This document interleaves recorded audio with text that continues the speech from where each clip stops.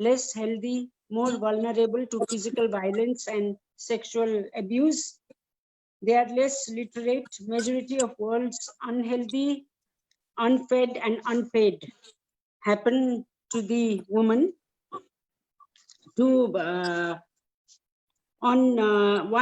glaring crisis from this pandemic has been about increasing domestic violence against women. Gender-based violence should be declared as pandemic.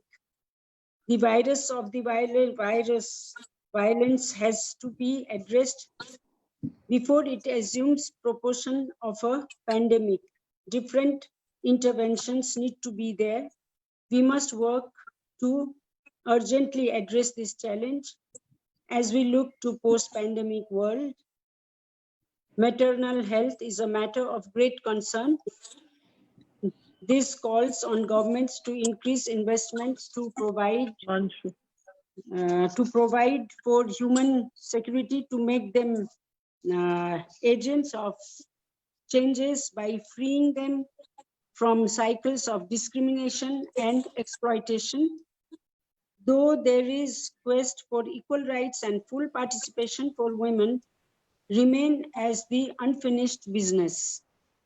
Creating opportunity for women is not only a moral issue, it is vital for economy and security to build this security and institutionalize hard-earned gains.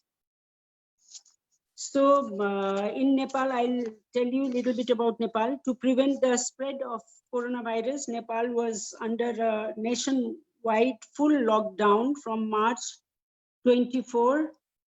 Before lockdown, we had near about 3 months time to take the precaution, but the government's response to the pandemic has been debilitating due to lack of proactive measures of government and insufficient resources. The situation became more complicated. Gender violence was already growing problem in Nepal prior to COVID-19. A report suggests that 48% of women in Nepal had experienced violence at some point in their lives, with 27% of them experiencing physical violence. In addition, 61% of them had never told anyone about the abuse, and it is going to rise during Nepal's lockdown period. Recently, a woman who was staying at quarantine was allegedly gang raped, and other child harassment cases were also reported. Human trafficking is another major issue to be addressed. So governments, regulating bodies must monitor sharply. And I would like to request all for working together. We will overcome these challenges. Nothing will be difficult to address when the human spirit wills it. Therefore, let's fight together and grow together. Thank you so much. I would like to listen to you more than say my opinion. Thank you. Thank you so much, Honorable Sujata Koirala, for your welcome remarks. Next, I'd love to invite Kusum Kaur Vyas from India. And before that, I would like to acknowledge Divya Chaturvedi. She also joined us from Sahelis. She's a co-executive director based in Boston, and Priya Saman and Divya Chandra. So I welcome them in this forum. Please go ahead, Kusum Kaur Vyas.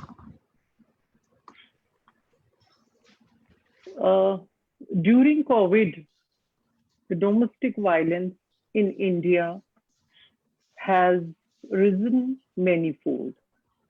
There have been different data coming from different places, different districts and different states, because it has increased, we know that, but the calls to the call centers and the police stations, they are giving a different data.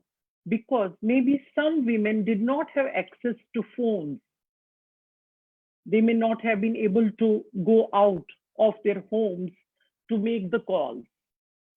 But some have been able to make the calls to the police stations and the help centers. But no help came to them because the help centers, NGOs, the offices were closed and the police was busy taking care of other things in the country due to the COVID situation in the nation.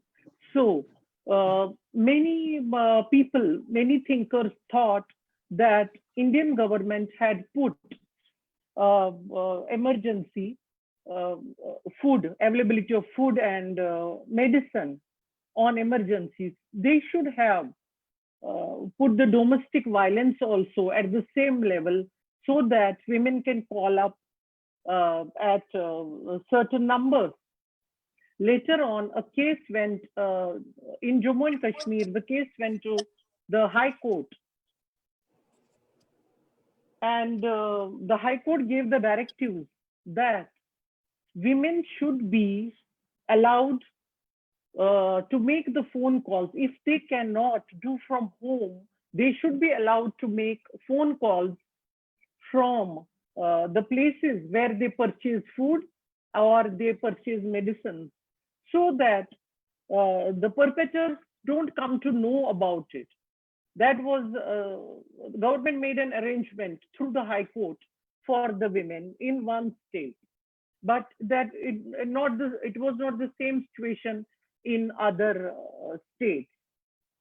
As we know, India, where 75% of our population, they stay in 1 or 2 rooms. And the strength of our families are 5 people. It can be 5 to 7 also, but minimum is 5. Overpopulated country. India is an overpopulated country and people are staying in 1 or 2 rooms. So during COVID, the situation became more difficult. There was no physical space for people. They could not go out. So they had too many people staying indoors. So domestic violence increased because of that, lack of physical space.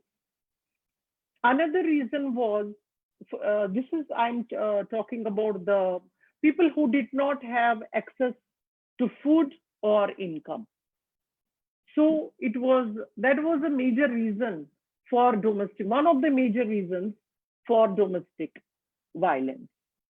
Besides the lack of space, as people could not go out. And women who have been earning, they go out daily and earn whatever they earn, even if it is 100 rupees per day.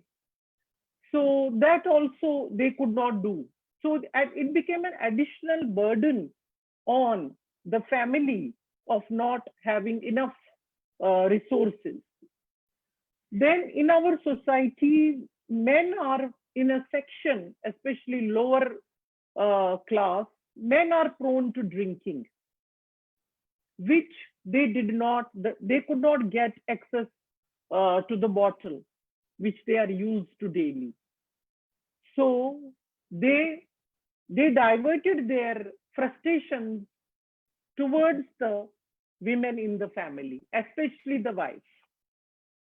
So it became more and more difficult for such unprivileged women to take care of themselves. They could neither call up someone and there have been certain instances where women called police stations, but police was not free to cater to the situation. So women were left at their own mercy in India during COVID. And it has led to a drastic situation in the society. Shall I continue? Thank you, Kusum Beyazji. So we'll come back in the question and Q&A session with some, of our viewers. We are on Facebook Live now. If our viewers have some questions, we'll come back in the Q&A session. So next, Okay. okay, next we have just got in here Lily Thapa from Nepal. She's the founder president of Women for Human Rights in Nepal. And then we have Mahbuba Akhtar Kabita, founder and president of Batigor. And she will be focusing on the issues that we are facing in Bangladesh. Please go ahead, Mahbuba Akhtar Kabita. Unmute, please.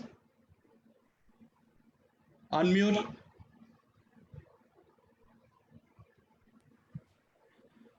All right. Yes, now good. Yes.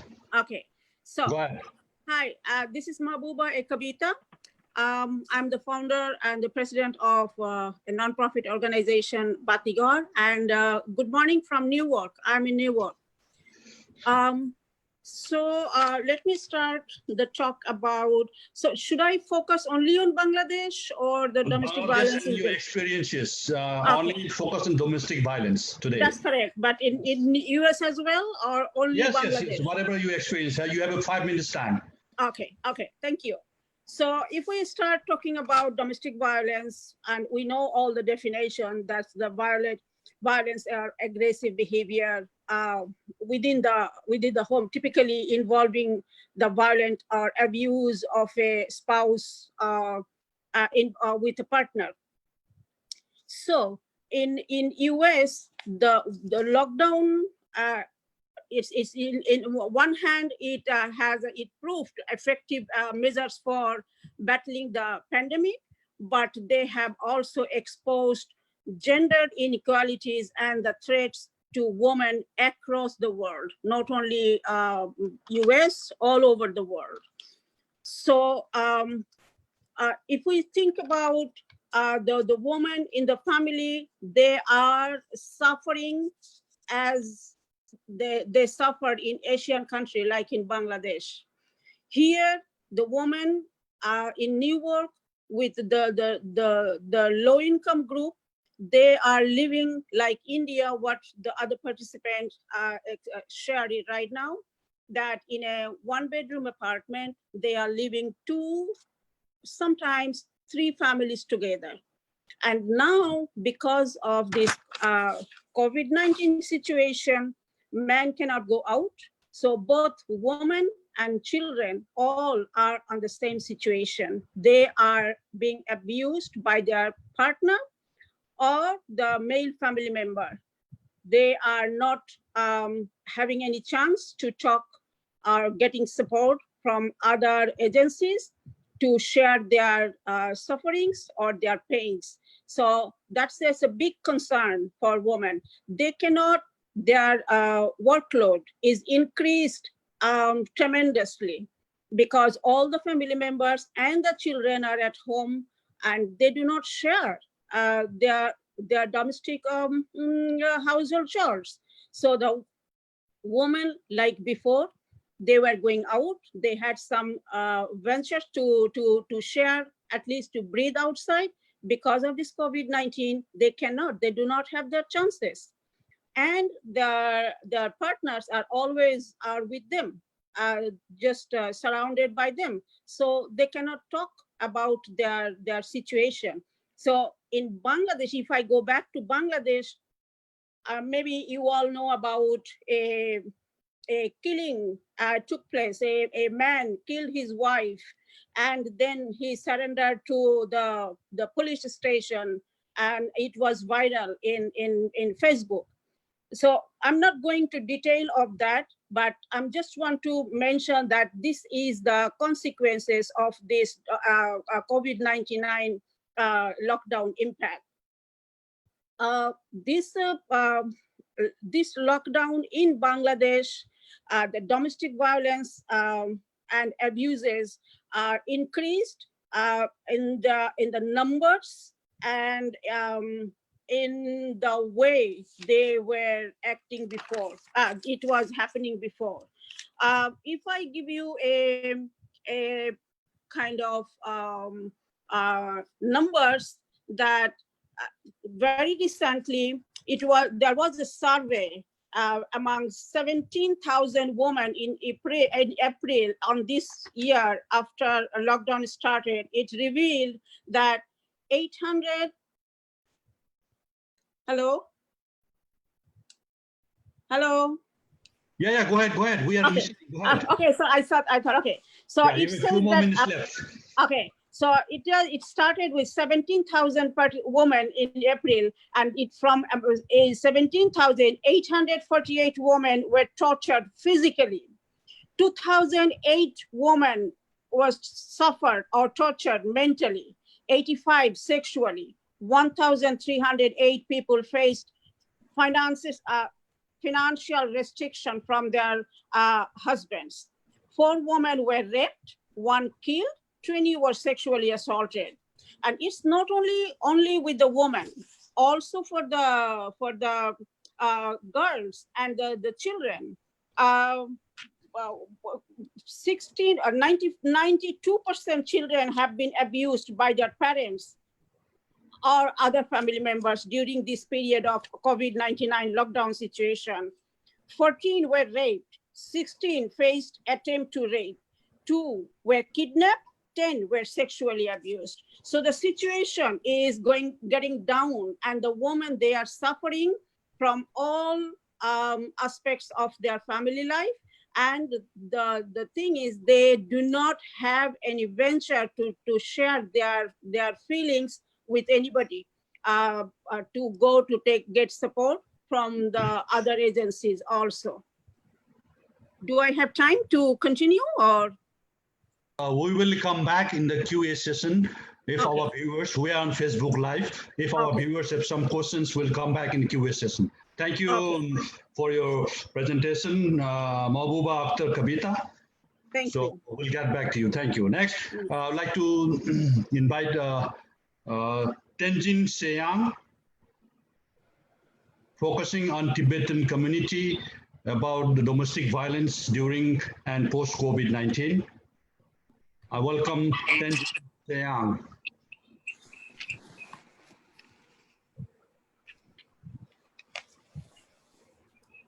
Hi, everyone. Thank you, Somnath and Koirala ji, for organizing this very important discussion. I would like to focus more on the pandemic for the immigrant and transnational families living in the United States. So the first response to the pandemic, I understand that the urgency, but it somehow failed to see some major existing or prevailing social inequalities, be it gender, be it race, be it the income disparity. Because of that, we missed the equity approach to towards responding to the COVID-19.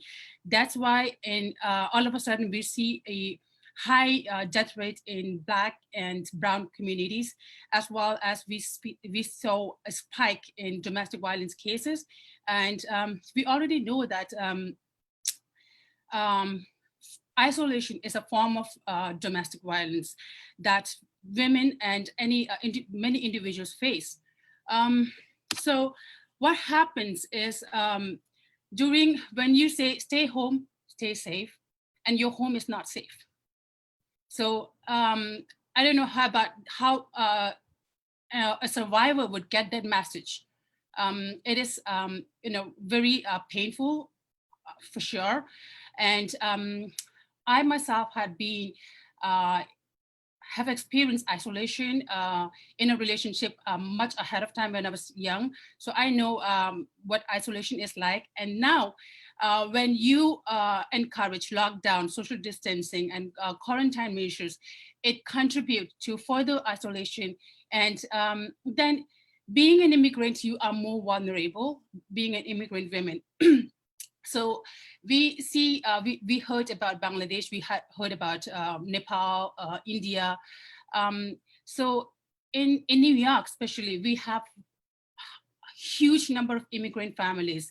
They also live in one home with share, because of the rent is too high. They share, 5 and 6 family members live together in one house.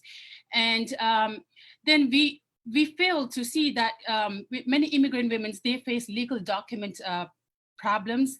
Many of us do not have social security number, and the vulnerability that which Koirala spoke about is already really high in the immigrant families in New York. The government has provisions of stimulus check, unemployment insurance, but if you haven't been working because of childcare, or you do not have legal documents, how will you receive that provisions of economic support assistance by the government? And when you don't have it, and the pandemic has been more than 3 months, right? So how would you pay your rent? And you have no choice but to live with your abuser in the same house.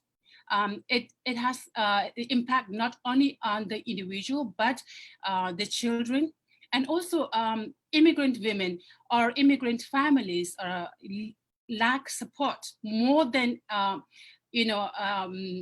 people in their own homeland, because they leave their parents back home. They come here all alone, finding for a better future, but then they find themselves all alone, struggling, working in low income jobs, and working under domestic employers, working under the Americans who employ them in their homes, doing as babysitters, house workers. So the likelihood of the violence as well as the vulnerability is much higher in immigrant and transnational family members, and we should be able to see it. Now, let me talk more about what did we learn from this COVID-19, the lessons learned, and how do we move forward, right? So the first one is we really need a rapid responses to the COVID-19, but we also need, what we realize is emergency funding, especially for most vulnerable communities or most vulnerable members of the country, and building a community, within invisible community members. We're also talking about Census 2020 in the United States, and we're talking about the hard to count population. So hard to count population, we were not able to reach them with funding, and they are the most vulnerable, and we should be able to channel the funding so that it trickles down to the most needy, most vulnerable in the country. And another, so the way forward can be, and also, it can be immediate, intermediate, and a long-term solution to crisis. So I would also like to say that, many of the immigrants do not speak English language. So here in New York, we speak more than 100 languages, or nearly 600 languages that we say, right? So we should be able to come out with informational resources in all these languages to be able to effectively eradicate or end domestic violence. Each individual deserves to live in dignity, deserves equality, and deserves respect. So keeping that in mind, we must provide resources in all the languages, hotlines in all the languages, and diversify your team.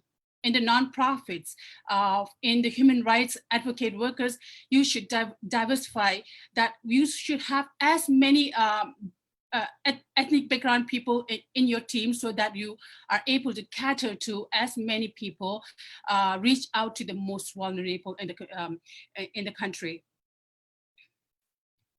And also, I think what we missed here for the pandemic response is a gender-sensitive approach to the response, right? So we should be able to, the long-term solution should be, we should include gender-sensitive leadership, members in the leadership, and so that they design policies and guidelines taking into consideration all the social inequalities, be it gender inequalities or income disparity or racial inequalities. So we really need sensitive leadership in the country. And another program that I really saw is working out is rather than just focusing on the survivors, we also should be focusing on the perpetrators. How about training the perpetrators? How about changing the mindset of the perpetrators and what is causing them to inflict violence upon another individual? And also movement like Me Too had been really successful. And if we have a movement like Me Too, similar movement that shames a violence perpetrator, or that shames that controlling another individual is reflecting your insecurity, or maybe it's a weakness. And we like the long-term solution is when every child and every young adult in the country should be shaming that violence behaviors. If we have something like that movement, I think we will be able to end domestic violence someday, sometime. And on another note, I want to reiterate that we need to promote respectful and nonviolent relationships. And we need to be able to include the most invisible community members in the policies as well. Thank you. Thank you, Tenzin Xiang, for your valuable suggestions, sharing your knowledge and experiences, and giving some tips to make these domestic violence solutions better in the days to come. Me Too and We Too. I believe Me Too and We Too can solve these issues sooner and in a better way. And I would like to impact on that. The motto of this forum today is be fear, no fear. So let's be fear and let's do not fear when it comes to the domestic violence. Thank you again. And next, I'd love to go to Uganda. And please welcome Mrs. Biragwa Subuga Christine. Please share your thoughts and experiences and knowledge that you are from. We got to know some from your country, Uganda, and related to domestic violence. Thank you very much, Mr. Ghirmire. Just in case you may not know, Uganda is in the eastern part of Africa. A lot of the things that have been shared by my colleagues here, I associate with in terms of what COVID has done. I would like to say that domestic violence is not new. Things have just worsened as a result of closing of spaces, as a result of the effects of COVID. In Uganda, we have a domestic violence, an Anti-Domestic Violence Act 2014, which tries to address issues of domestic violence and also gender-based violence. So it isn't as if we're talking about a new problem. But I like the suggestion by Madame Sujata that we should declare domestic violence a pandemic, because in Uganda, between March and now, 6 women have died as a result of domestic violence. And yet at the same time, we have 800 cases of COVID, of which about 200 have recovered so far and none has died. If we are all hiding in our homes because of the COVID-19 pandemic, and yet it's not killing us in Uganda, but domestic violence is, you can see the real challenge that we are facing. And when we think about women in the COVID times, they are doing all that domestic work in Uganda, in Africa generally. I could possibly speak for Africa. Men, they don't work, they don't do domestic work. That's for women and the children. So they're doing all that domestic work. They're doing the homeschooling because the children are at home. The children are hungry. They're looking after their husbands because one woman got beat up because she didn't iron her husband's shirt on time.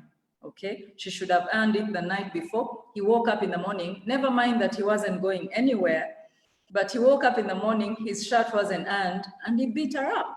You know, why would she take that long? But you know, she has all these things to do, and it doesn't matter. She's a beast of burdens. So the abuse comes in, you know, amidst all of those things that the woman is going through. You know, we have to think about that. Between March 30th and April 28th of 2020, 3,280 cases of domestic violence against women were reported. Ideally, in a month, we would have between 30 to 50. Now we're talking in 1 month, 3,280.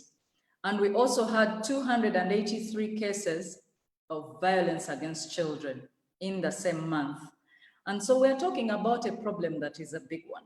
We're talking about a problem that dehumanizes the woman and the child. We're talking about a serious problem.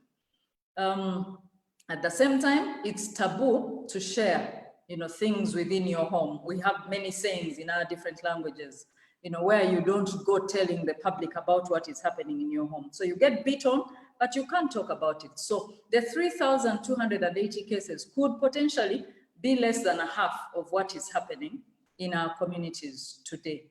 And also someone warned, you know, someone from government warned recently, stop asking husbands to provide food. They're not working, they're at home. So what should the woman do?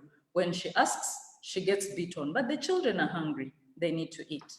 And so lots of challenges in there.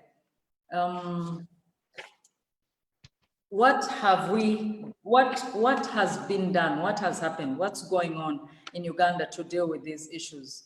Government has used the media to bring out Ugandan celebrities to deal with the fear of victims, therefore encourage them to report, but also to call on the fairness of the key players, especially the state itself, okay? To be able to say, what are you doing for this taxpayer that is suffering as a result of the pandemic?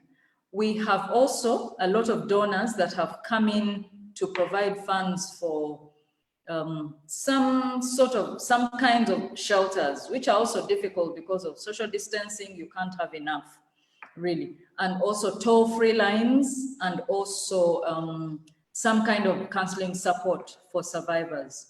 We also have the judiciary in Uganda planning to start holding special sessions, like hearings, in relation to domestic violence, stroke gender-based violence. So that's what is going on right now. And also what we think is that there is need to prioritize domestic violence cases, to fast track them. And so we're happy about the fact that the judiciary is doing something about making the fast tracking those cases so they don't wait in line, because they are a matter of life and death. We also, there's need for government to provide more shelters because of social distancing and all. You know, the 1 or 2 shelters by NGOs or civil society organizations are not enough. They cannot do, as well as food. One of the reasons, some of the reasons, obviously, that cause domestic violence are issues of gender inequality. I think we've talked about them. Some people have. Issues Uganda, like many, I'm sure, of the other countries and in Africa generally, is a patriarchal society. The men are in charge. They do whatever they want.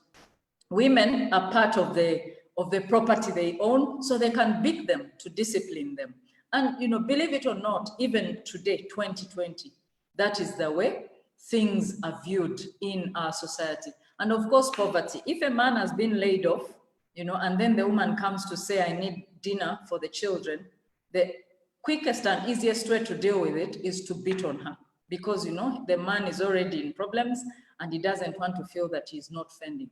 And since society allows it, give her a few slaps or, you know, choke her up so that she doesn't bother you. Then she'll look elsewhere for the food.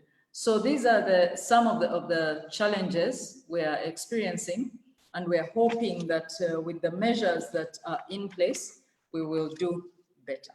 Thank you. Thank you so much, Mrs. Biravwa, for sharing your experiences and knowledge about Uganda regarding domestic violence. And like we said, be fear, no fear. We have to work together to make it better in the days to come. Thank you. Thank you again. Next, I'd love to invite Ms. Teresa Nacli from Brazil.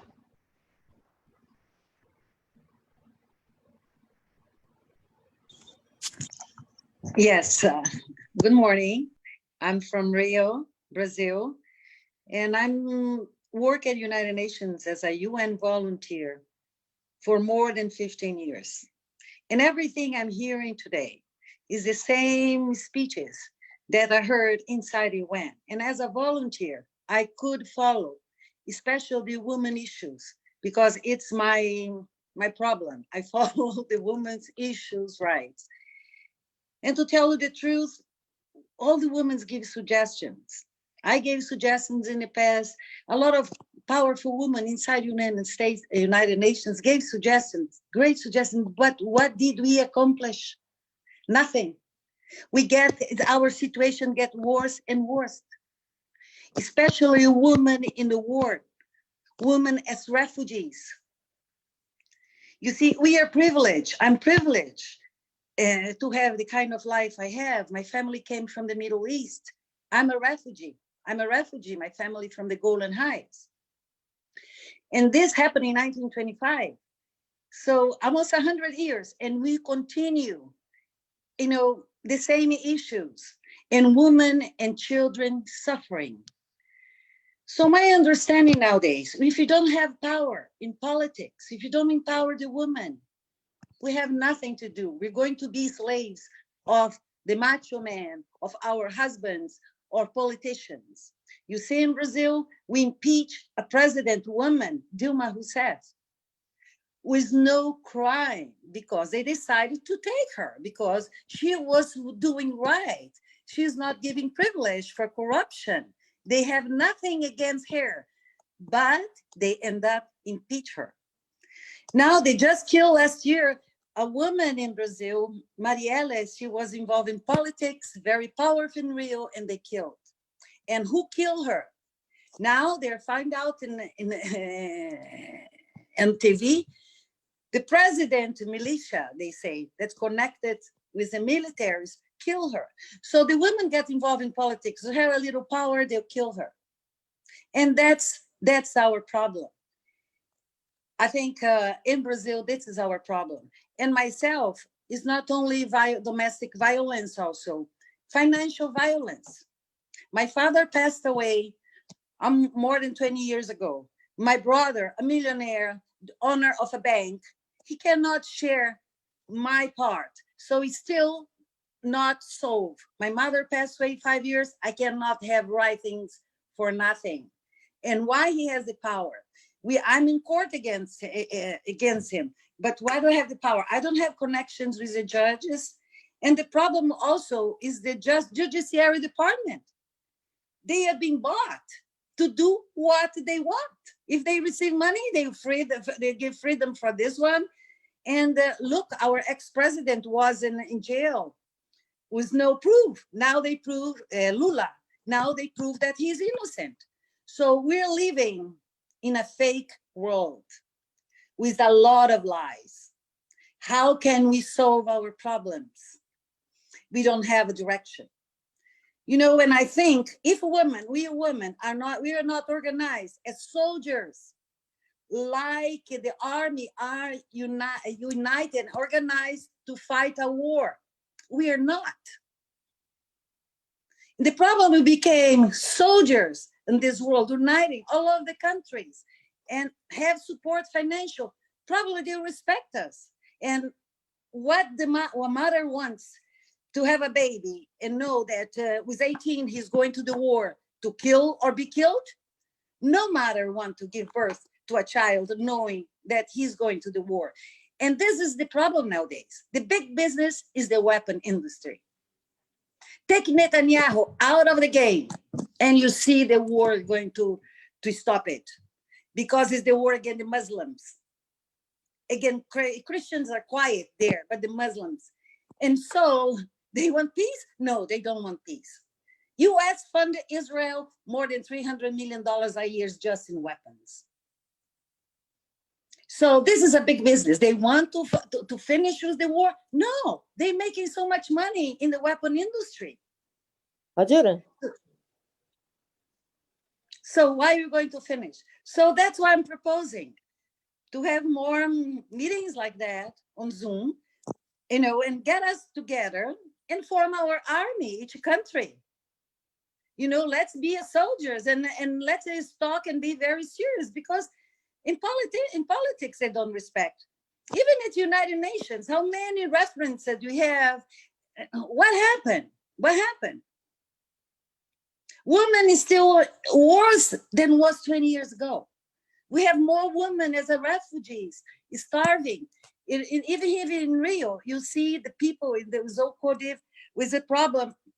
We have the people living in favelas, the community. Most of the people you see in Rio is beautiful, but all the mountains are full of favelas, houses one on the top of each other, living 5, 6 people in the same house. How they are going to be separated? So there is no way we're going to pass this, to see how many people. So Rio and São Paulo in Brazil are the worst cases. And that's it. I think we have to still to continue to be praying to God protect us, women and children. And let's try to organize in something. We have the United Nations as a building where we can do our meetings there. We have Zoom, we can do our meetings and start to be organized. So that's my suggestion. Thank you very much. Aggressive remarks, suggestions, and experiences you share that you work as a volunteer for United Nations. Thank you so much. Next, I'll go to Lily Thapa, founder president of Women for Human Rights Nepal. Lily Thapa. Hello. Good evening from Nepal, and namaste to everyone. Namaste, Sujata madam, and thank you GP Foundation and Somnath ji and for having me here in this very important platform. Actually, I'm Lily, and I am engaged in an organization called Women for Human Rights. From last 25 years, we are just fighting for the rights of the widows and the single mothers in Nepal and in South Asia as well. So you all might be very much aware about the fact that how the widows are discriminated here in South Asia and in Nepal, because we have, a lot of discriminations among the women with husband and women with no husband. So it's too, it's too much, linked with the religion and the cultural here. We have a lot of do's and don'ts that the widows are forced to follow after the husband's death.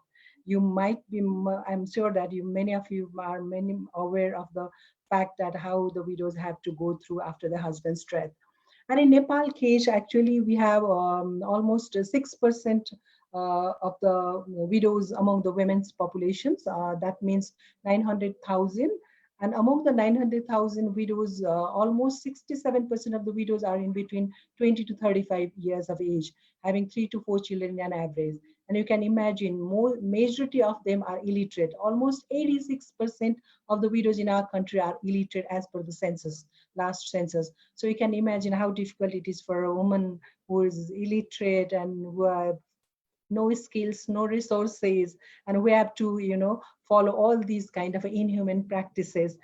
So you all can imagine how difficult the life for a woman without husband here in Nepal.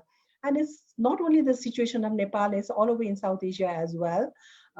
So basically, I just wanted to share you a little because we have very less time, because that majority of the women here in Nepal work in the informal sector. And almost 40% of the women are the daily wages here as per the data. And that we have almost conflict for last 12 years in our country. And the conflict also have affected a huge impact on the life of the women here. Almost 200,000 women, men and men were displaced because of the conflict. Almost 10,000 people, women has turned into widowhood after the conflict, because of the conflict. And we have almost 200,000 people are displaced. So it's a really difficult time just because of the conflict. And people were actually going, overcome from the conflict. But that after that, we have a worst huge earthquake, which has affected a lot in the lives of the people here in Nepal. And now this pandemic of the COVID, you can imagine. And as I already told you, almost 40% people here, especially the women, they are all daily wagers. They work in the informal sector, and majority of them are the single woman, the female-headed household women, who are hugely affected. And just because of the conflict, what the challenges that we are facing now, that we, the WHR from my organizations, we've been feeding almost 2,000 people every day, 2,000 daily wages every day from last 3 months from the first lockdown. Because it's really difficult for them to have a basic, fulfill their basic necessities. That is why we started that kind of a feeding of people, that with the aim of that no one leave hungry. And after that, our organization is now running a just one and only female quarantine, because I already told you, we are having a major challenges, because almost more than 400,000 people, the migrant workers, they are coming back home. That Nepal has been totally dependent on the remittance, and Nepal is and how all these hundreds of thousands people are coming back with no clues that how they are going to survive. It's really, really difficult situations in Nepal right now. So and then where they are going to how they are going to survive, where they are going to earn money, what they are going to do in future is totally unknown. But right now we are having a major challenges on on giving a quarantine to the people. We don't have that a proper management by the government as well. So people who are coming directly from the other countries, various countries, they are sent to the home isolation without even having a proper, test. No PCR test has been done to anyone who is coming back home, and that really is really, challenges that it will increase more to the people. So it's difficult time for us, everyone here in Nepal. And beside that, because that now it's a lockdown, people all are in household home, and then even the children are in home, and the women, they are having they are in nowadays. We have done a lot of a quick survey among these women who are in the household right now, and because of this COVID, all the families are in home, so the women are increased a lot of work burden. In our society, just because of the patriarchal society, the men still not learn to share the household work with the women. So there's a huge work burden has been increased nowadays just because of the lockdown. And beside that, it's a really challenging data that we have been getting through from our hotline and from the National Women Commission. Within the 2 months of period, in the lockdown period, almost 1,700 GBV, gender-based violence cases have been reported. And another very dreadful, the data is that during this lockdown period, 1,200 people have committed suicide. And it's not because only of the lockdown, because of the COVID, but this could be one of the factor, that people have, the suicide rate has been increasing day by day. It's really, really, difficult time right now. And another situation is that, the GBV is highly increasing in our societies, because even though there's a lot of shops has been closed, but we don't know where the people has been getting to have alcohol. So the alcohol violence is increasing day by day. And we still reported this issues to our police to have a patrolling during the night time. But that is really, really difficult, because the alcohol violence is increasing day by day. And the GBV, gender-based violence, and the another, the very surprising factor is coming right now is the marital rape is increasing in our society, like just because of the lockdown. And then unwanted pregnancy is also highly increased during this lockdown period. So, so these are all the things that we are facing right now. But we are, trying to overcome on our own, and we are supporting the government, providing the safe, all of the safe space running to use as an quarantine to the government, and we are supporting to the, the informal and the daily workers to have a kind of a basic services as per our capacity. So we are all doing like that. So I'll be happy to respond whenever if there's any more questions. Otherwise, I stop here. Thank you. Okay, thank you, Ms. Lily Thapa. She is the founder president of Women for Human Rights in Nepal. Thank you for your data sharing and your experiences, your knowledge in the forum. And I'd like to acknowledge here Sophia Sharma. She is attorney at law in New York. She just joined in. Next, I'd like to invite Victoria Piloti, the president of Center for the Women of New York. Victoria Piloti.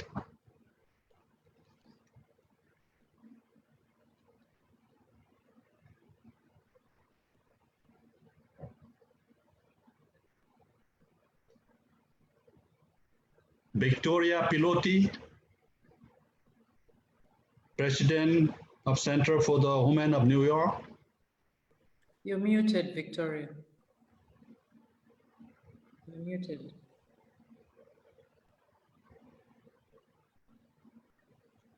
Sorry, I will be sharing a PowerPoint presentation, and I will give you the website on the last slide. And I will be going through it quickly, so you will have it available afterwards. So Somnath, I'm going to share my screen now, okay? Okay, go ahead. Thank you. It says host disabled attendee screen sharing.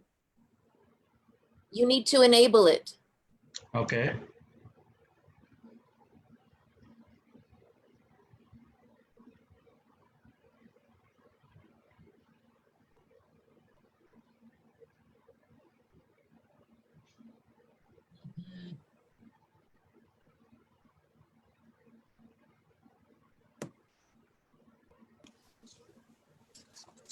Okay. Yes, go ahead.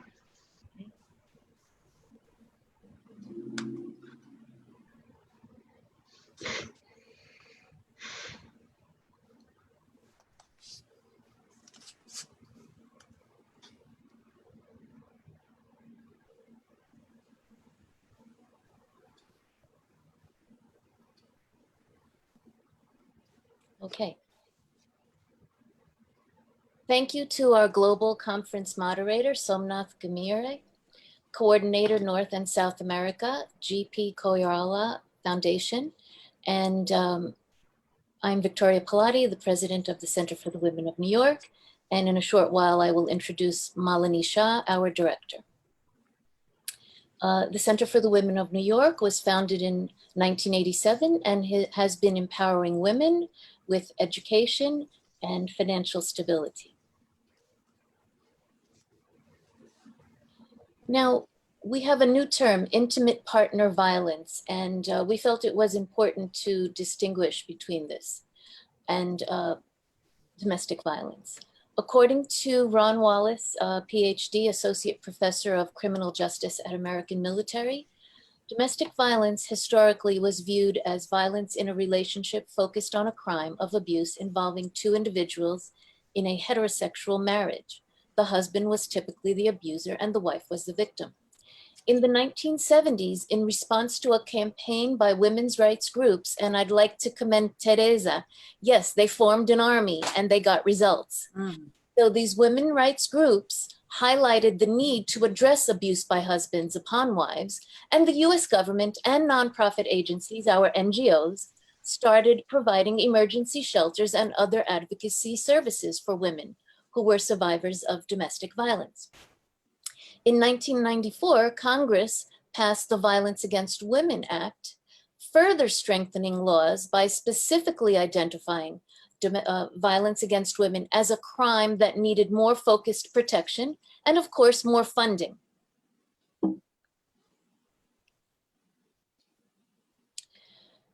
So according to Dr. Wallace, what is intimate partner violence? Around the year 2000, the term intimate partner violence moved us away from the old view that abusive violence only occurs in marital relationships where the husband was the abuser and the wife was the victim. Intimate partner violence was introduced in order to encompass a broader understanding of violence in relationships, allowing the acknowledgement of abuse that can exist in any type of personal, intimate relationship, regardless of sexual orientation, marital status, or gender. And this distinction is important because if the law only states marital relationships, then there are loopholes for boyfriends and girlfriends, loopholes for unmarried couples. So it is important to distinguish this terminology in the laws we create across the globe. A government health organization also speaks to the various types of abuse. There's physical violence, sexual violence, emotional violence, economic abuse, and there's also stalking, where one partner follows the other, calls the other obsessively. And there are laws in the states to protect abuse, to protect victims of such abuse. Signs that someone is a victim of domestic violence: unexplained cuts or bruises, avoiding family and friends, making excuses for their partner's behavior, looking uncomfortable or fearful around their partner. The United States Department of Justice offers victims helpline and makes sure that domestic violence is listed as a felony or a misdemeanor crime, and also connects with the National Domestic Violence Hotline through one of our NGOs. COVID measures contribute to people experiencing abuse. As many of our presenters have said, COVID has increased domestic violence, whether the statistics are there or not, whether the victims can make phone calls or get the word out or not, it has definitely increased abuse because of the isolation. Violence affects people in all stages of life, and many people who experience violence survive it but suffer from long-term physical, mental, and emotional health.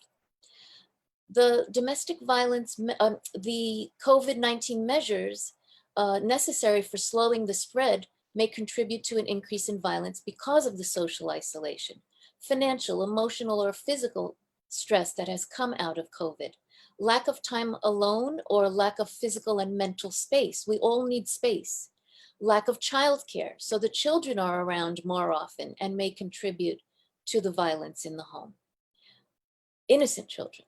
Loss of job or income, depression or anxiety, and many of you have spoken about alcohol abuse. All types of substance abuse contribute to violence. They skew our behaviors, they change our behaviors. And so with that increase of substance abuse, by increased purchase of alcohol and other substances, there is reduced access to mental health or substance use services that would normally support these people who misuse substances. According to Professor Pinchevsky of University of Nevada, Las Vegas, even as lockdowns are being lifted, reopening plans are occurring, victims of domestic violence abuse may not be done suffering. A second wave could prompt lockdowns again and increase domestic violence. And she once again speaks to the formula. Domestic violence abuse is a simple mathematical formula.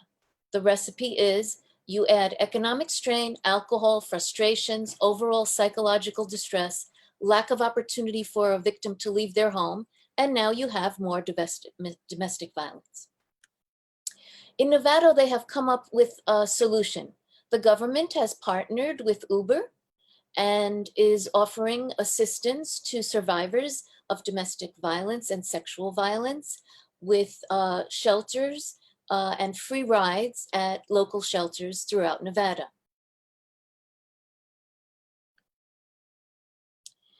domestic violence statistics remained relatively constant. There are those statistics out there that say that the domestic violence statistics are constant.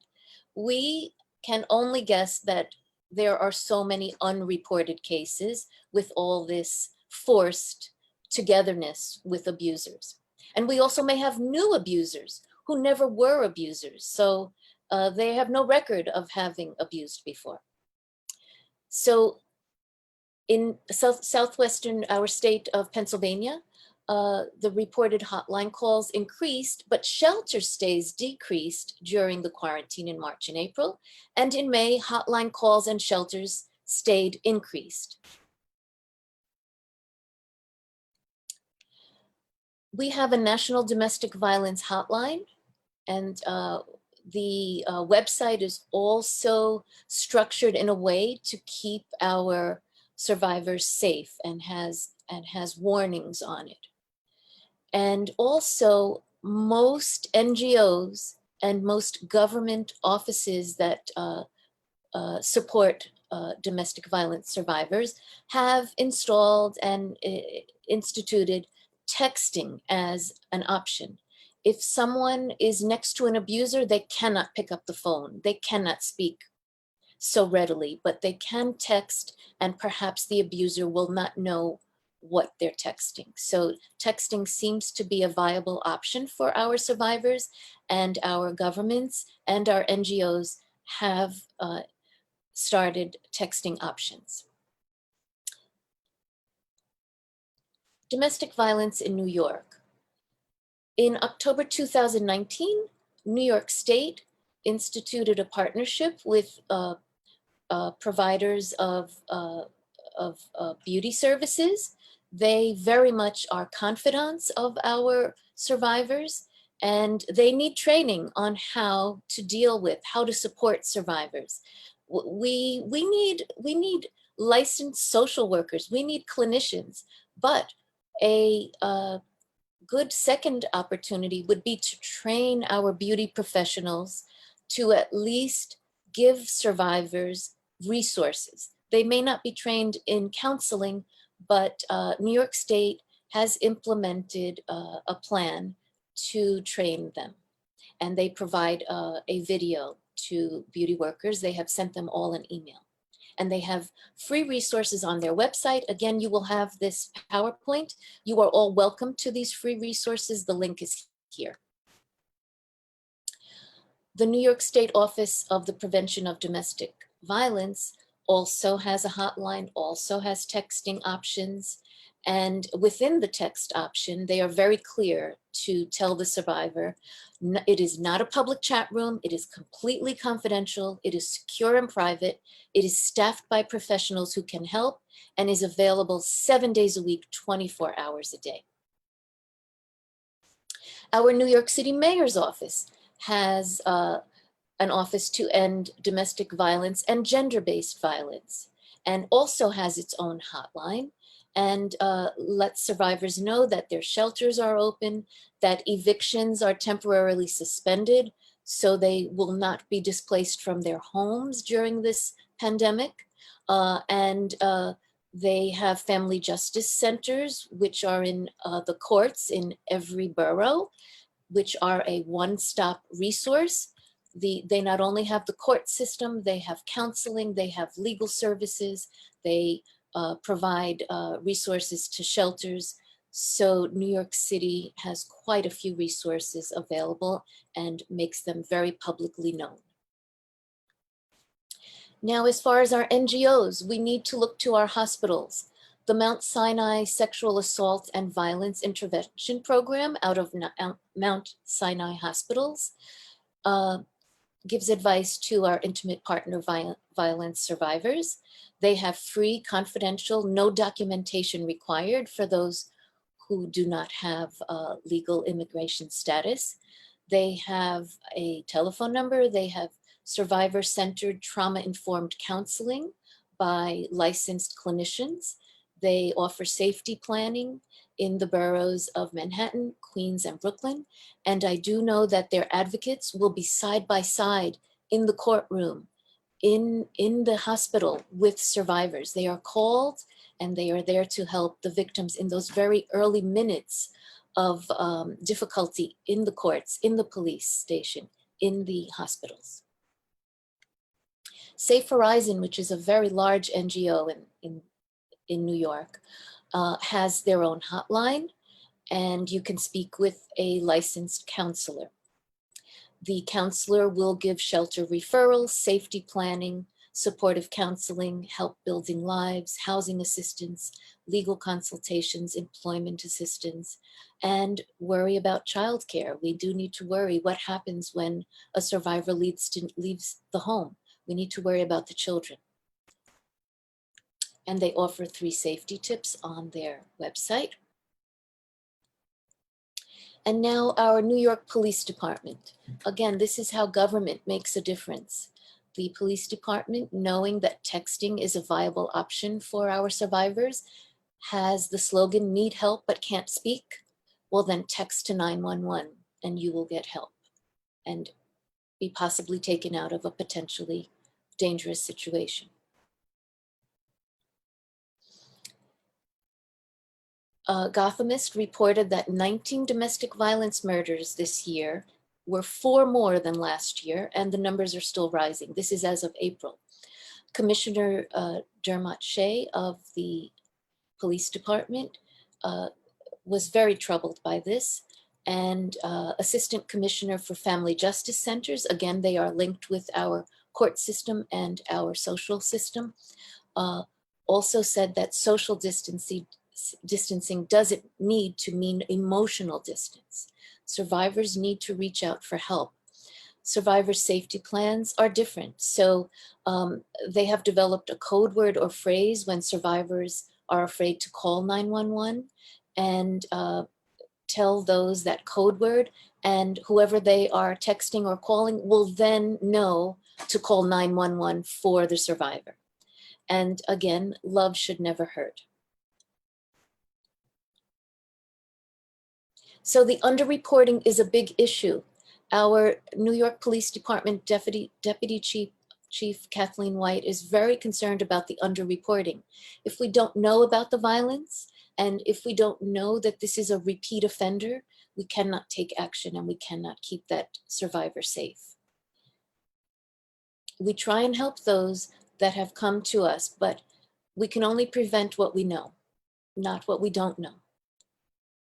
And the problem of translation around the globe, with global migration, we all have issues with translation in emergency situations, whether in our hospitals or in our police situations. Translation of domestic violence complaints is another issue. Back in 2014, Daisy Garcia and her 2 children, Danielle 3 and Yaslin 1, were stabbed to death by Garcia's husband after police were called to her home several times. Daisy's incident reports to the police were in Spanish and were not translated in a timely fashion. Daisy basically said in Spanish, "I fear for my life and my child's life, and he's going to kill us. I know he's going to kill us, and I need help." Deputy Chief White is remembering that incident many years ago, even though she is new in the position, and is making sure that reports are translated quickly and, of course, accurately. An inaccurate translation is no better than no translation. The New York Police Department domestic violence prevention officers, investigators, and supervisors assist victims in 77 precincts and 9 bureaus, housing bureaus citywide. And within the police department, there is a crime victim assistance program. CVAP is an initiative developed by the New York Police Department, staffed by an NGO, Safe Horizon, which places 2 Safe Horizon victim advocates in each of the 77 precincts and the 9 New York City housing developments. One advocate specializes in working with victims of domestic violence, and the other serves victims of other crimes. So the rationale for the program is that the sooner the NYPD provides a response that addresses many victims' needs and concerns, the more likely victims will feel safe, recover from trauma, and regain a sense of control in their lives. So this is yet another example of trauma-informed support. And now I would like to introduce Malini Shah, Director of the Center for the Women of New York. Thank you. Thank you, Victoria. Yes, love should never hurt. Thank you, GPK Foundation, Somnath and Honorable Sujata Koirala. Domestic violence worldwide, women are using code words at pharmacies to escape domestic violence during lockdown. A woman in France went to a pharmacy, one of the few public places still open after the lockdown, to prevent the spread of the virus, to tell the pharmacist that her partner had abused her. Soon after, the woman's spouse was arrested by the police. France, inspired by Spain, then launched a safety initiative in pharmacies for domestic violence survivors, where they could simply say the code word, mask 19. Lockdowns around the world bring rise in domestic violence. 90% of the causes of violence in this period are related to the COVID-19 epidemic. Brazil, we think there has been a rise of 40% or 50%. Italy calls the helplines had dropped sharply, but instead they were receiving desperate text messages and emails. Spain, the government has told women they will not be fined if they leave home to report abuse. UK has called for special police powers to evict perpetrators from their homes for the duration of the lockdown. Greece, officials say they were stepping up a campaign to help women deal with problems clearly emerging from the issue of confinement. 6 months of coronavirus lockdown could mean 31 million more cases of domestic violence, the UN says. Prediction of domestic violence rates for upcoming year. 6 months of lockdown to prevent COVID-19 spread could lead to 31 million more cases of domestic violence globally. Action is needed during the COVID-19 crisis, during lockdowns and after, to give support to victims and prevent violence. We cannot forget women and girls during the pandemic. Let's focus on them. A new COVID-19 crisis, domestic abuse rises worldwide. New term, intimate terrorism. I love it. Intimate terrorism, a term many experts prefer for domestic violence. Outside of physical violence, which may not always be present, there are also these tools of abuse: isolation from friendly, family, and employment, constant surveillance, strict and detailed rules for behavior, restrictions on access to basic necessities such as food, clothing, and sanitary facilities. Isolation shatters support networks. Twitter launches the dedicated search prompt to help victims of domestic violence in India. Twitter launched a search prompt that would redirect users that search keywords related to domestic violence to relevant information, resources that they could call, use if they are in trouble, by the Union Ministry of Women and Child Development and the National Commissioner for Women in India. The National Commissioner for Women witnessed a twofold increase in the number of domestic violence complaints during the period of lockdown. I do think this is something that we need to continue and speak more about, and everybody coming together. And I do encourage everyone to join us at CWNY, check out our upcoming events, our current services. We do book clubs, legal clinic, computer classes. Women, we educate women, caregiver phone support groups, English as a second language, refer services and educational webinars on women issues. And it would be a pleasure. You can download this PowerPoint presentation at http://cwny.org/past events. Thank you so much.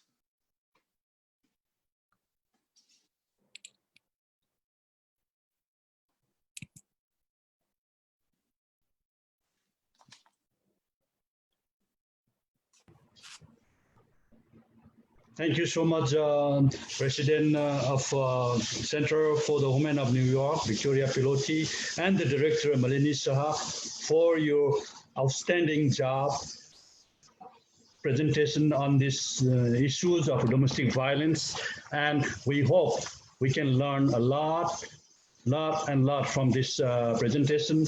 Let us keep in touch. Let us work together to make the future better in our community in any issues, especially now during this COVID and post-COVID-19 that we are facing a lot of issues on domestic violences. Thanks again, Center for the Women of the New York and GPK Foundation America would like to partner with you in future action of this domestic. Can I say something? Thanks again. Next, without any delay, I would like to invite Ms. Jihai Fisher, Human Rights Activist and Executive Director of Korean American Family Service Center. Jihai Fisher.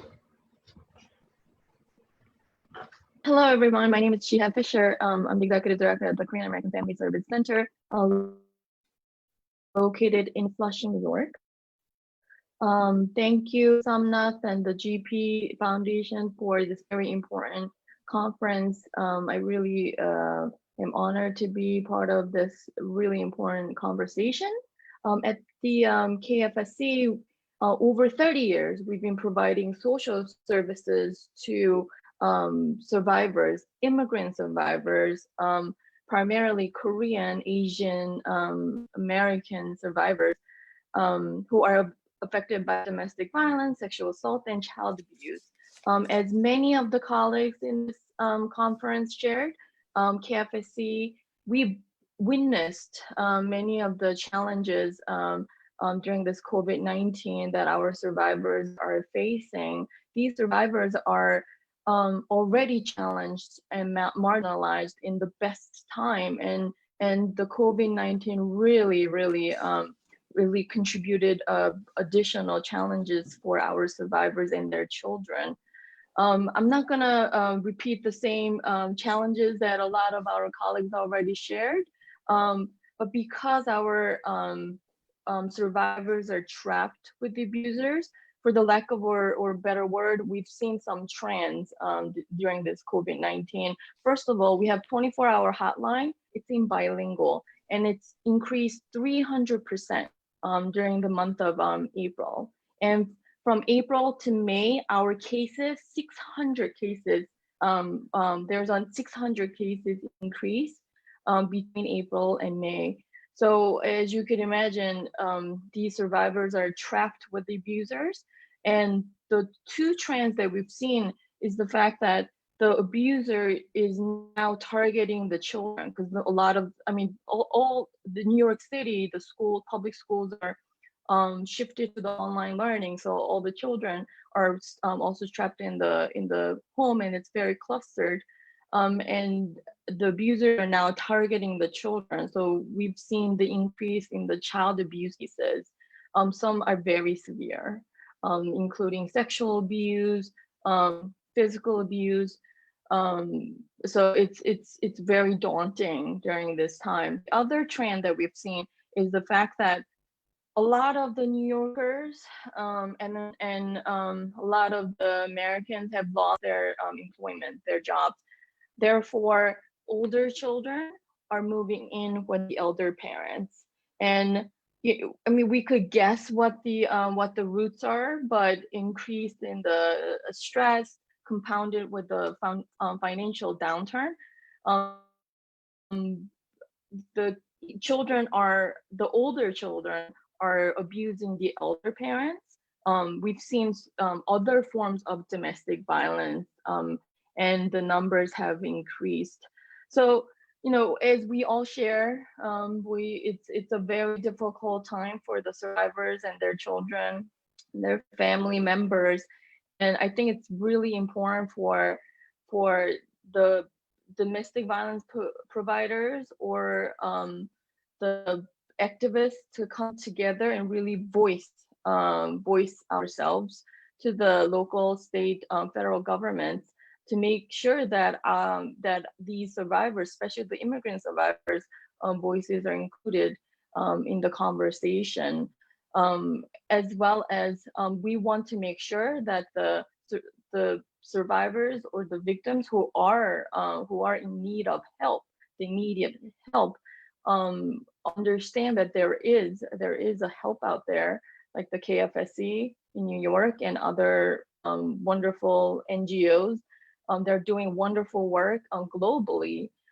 So within KFSC, what we have done is to partner with the local media, video, TV, the newspaper, to make sure that our hotline number is disseminated, and that the survivors are able to call in whenever they can. And I think, as Victoria mentioned, we've been very creative in making sure that the survivors are able to reach out for help, like developing code work, making sure that the safety planning is developed for each survivor that come to our door. Yeah, so thank you for having me, and I look forward to further this discussion. Thank you so much, Jihad Fisher, for your suggestions, sharing your experiences on this very hot issue, sensitive issues, domestic violence during and post-COVID-19. And we look forward to working with you. Next, I would like to invite our women leader, Jana Henriquez. Jana Henriquez, our women leader, for your remarks on this domestic violence that we are facing during and post-COVID-19.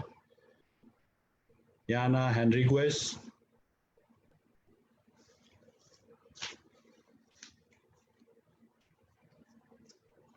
Just unmute your microphone. Please unmute your microphone, Jana.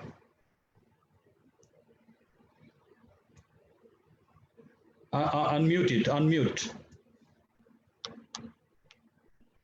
Yes, go ahead. Now you on.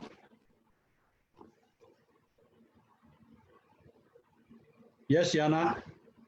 Hello.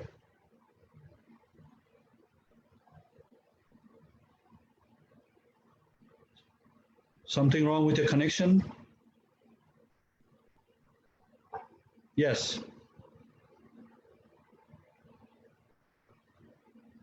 Jana Henriquez.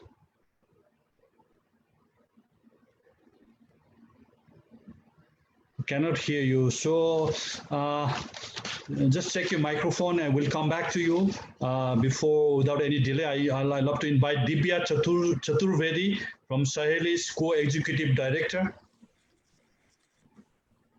Thank you, Somnath ji, and thank you, GP Foundation, for inviting me at today's panel. It's been wonderful to hear everyone and learn about how COVID has impacted, domestic violence survivors in different countries and the steps that you all are taking to address it. Just want to quickly introduce Saheli. My name is Divya Chaturvedi. I'm a co-ED at Saheli.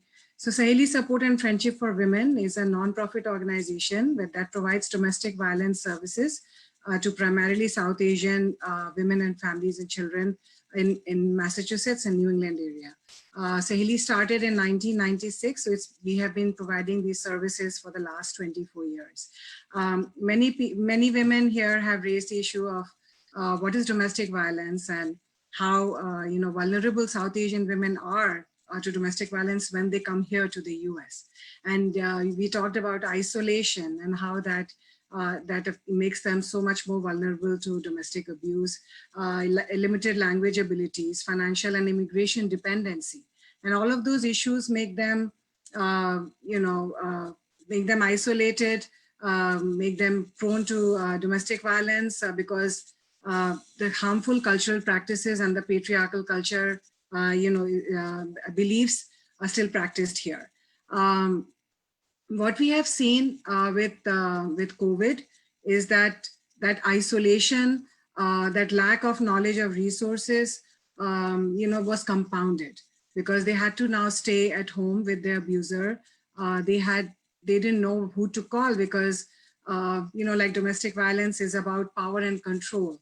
And many abusers use that opportunity to limit access to technology or phones to survivors. And even when they had access, they had no safe place to call, you know, the helplines or shelter or Saheli for any help. So we saw a decline in calls to our helpline. We have a 24-hour helpline. We did see a decline calls in March. But then what happened, because the violence has been escalating and increasing, you know, everyone is home and even extended family is home. So the violence increased. And then what happened was there were multiple calls to police, you know, 911 calls, because there was a fight and violence happening in the neighbor's house. And then what we started seeing was an increase in referrals from police, where police departments would call us that, you know, this case has come to us and, you know, the survivor speaks limited English. Can you help us with language help or with cultural help? And we saw an increase from police departments referrals. And we also saw an increase from Department of Children and Families, where children were reporting abuse or you know, neighbors were reporting abuse, and DCF in Massachusetts was involved, and they were calling us to help them with the survivors. So while we saw a decline in our helpline calls initially, we are seeing quite a marked increase in police department and DCF referrals, and even community members who are now who are coming and letting us know that, you know, such and such thing is happening and can Saheli help. Like many people who have spoken before, you know, women, these are South Asian women in Massachusetts who have no other resource. They are isolated. They don't know where to turn to. Many of them are undocumented, have no recourse to public benefits, or many of them who are separated and alone, living with their children, have faced transportation barriers, did not have transportation to even go to grocery stores to get food. So what Saheli did was, as a South Asian Domestic Violence Service Agency, we swung into action. We partnered with local community organizations in providing food to our survivors. We helped our survivors fill up forms for if they were eligible for unemployment, made sure that their forms were completed. If they needed language help, we made sure that we found financial resources to pay for immediate rent and food. We raised funds with foundations in Massachusetts, with Department of Public Health, to offer immediate financial emergency assistance to these survivors. So we helped, we helped as much as we could for these women. And like I said before, and I keep saying that, is for so many of them, really they have no one to go to. And this is what Jahai said and Tenzing said, that these women are alone and isolated. And Saheli, which means friend in Hindi and Urdu, we become their support. We are the family that they can turn to. And that is what we see, that these are the women are turning to us, and we offer them a wide variety of services. So from the get-go, we are doing a trauma-informed safety planning with them. We need to assess whether they are safe. We offer them legal services. We go to the court with them because they have never experienced court before. They don't know what the criminal justice system is here, right? They don't know the resources, and they're overwhelmed and they feel alone and helpless. And so we help them with court accompaniment. We'll go to the courts with them. We find housing for them. When COVID hit, the shelters were shut down because, and it was so difficult for some of our survivors to find housing. And we immediately, collaborated with other agencies, even with hotels and motels, to put them in a safe place where they would have a safe roof over their heads and their children would be safe. We offer free mental health counseling to survivors who come through Saheli's door. We offer immediate financial assistance and cash assistance. And we offer all public benefits advocacy. We offer language help, we offer cultural help. We'll go with them to the housing departments, we'll go with them to the welfare to get their DTA cards, we'll go with them to the courts, we'll go, any and everywhere that they need services, we will provide it. So we offer free and confidential services, and I say confidential with utmost seriousness because we take confidentiality very seriously. The South Asian community is small, and we encourage women to come to us and create a safe place for them to share what they're going through abuse, and we become a partner in helping, in empowering them. Just quickly, I want to add that our approach is three-pronged. We in today's discussion, it was so interesting. We were addressing the immediate needs of abuse. Many people raise that, what happens when there's domestic abuse and it's compounded by something like COVID and being locked down with the abusers. There was conversation about empowerment. How do we get out of this cycle for good? And how do we prevent it? And I want to add that what Saheli, we have a three-pronged approach. So we do immediate domestic violence intervention services. So that comes with doing immediate safety planning, assessing what resources are needed, and helping a survivor get those immediate help, right? If it's housing, if it's legal. And then our second approach is empowerment. So now that we have helped you, let's say, get into housing, and we have helped you be safe, what next? How do we empower you to get back on your feet so you can take care of yourself and of your children and your family? And we have varied programs where we offer computer literacy, English classes. We give them driving license, help them financially to get their driving license, to get their ID cards, help them, through educational certifications, which will enable them to get jobs. And while we are doing that, what we also want to do, invest is in our prevention work. We don't want women to experience this. We said, no one deserves abuse. You're not born to, experience abuse. So we work on prevention, where we have, parenting classes, where we have, healthy relationship workshops with the community, with both men and women. We want to include men in the conversation.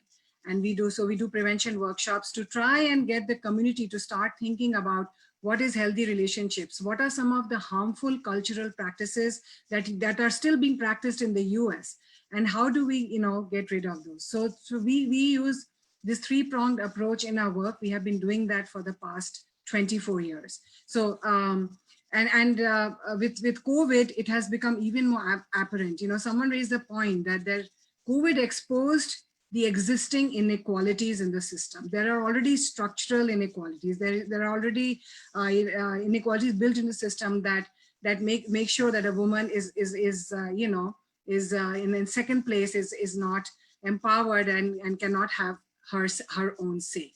So those things become really important in our work as a social justice organization, as a premier agency offering domestic violence services in Massachusetts. That work becomes really important. And so with COVID, we have really, we have the, and other people have talked about the creative ways they have used to reach out to women or to offer services so that you can help, women who are in a bad place. So with that, just want to end that it's been wonderful to know all of you and to hear all of you. And the only way moving forward is when we all collaborate, when we come together and we work with each other so that we can offer, different strengths and support to the women who need help. So a woman in Nepal needs as much help as a Nepali woman in the US, right? A woman, as Indian woman in India needs as much help as an Indian woman right now in Massachusetts. So we all need to come together, offer our services and our strengths, and collaborate and help these women, because they sure need all the help that they can get.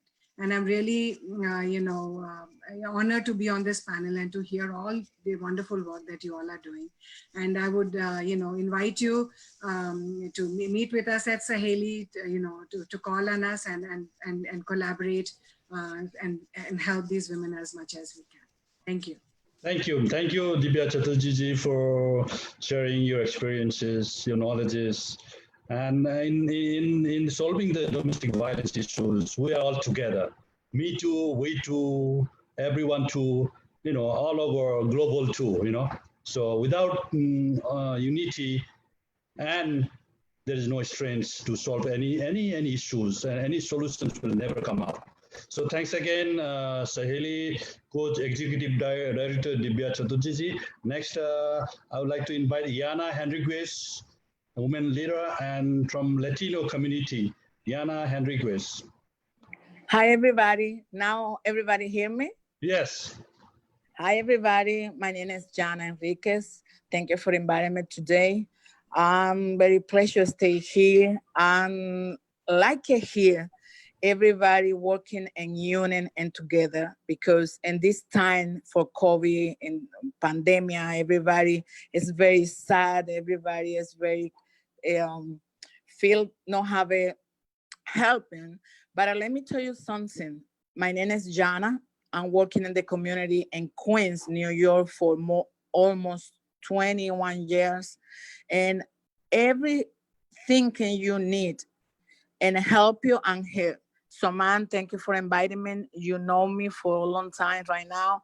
And yes. I have it open for help you and find more resources and help you the woman for, because the issues the woman and violence is in all community, in the Hispanic community, in the Asian community. And I think in this time, everybody working more resources for putting in these issues. Thank you for inviting me today.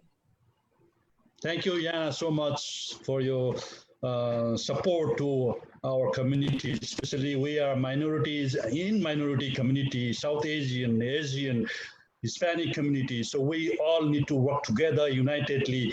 That makes possible for any issues that we face in our communities: domestic violence, human trafficking, and immigrants issues, like DACA and ICE raids. Those we have been working together with Yana and Rodriguez. So we just salute you for your dedication to the community.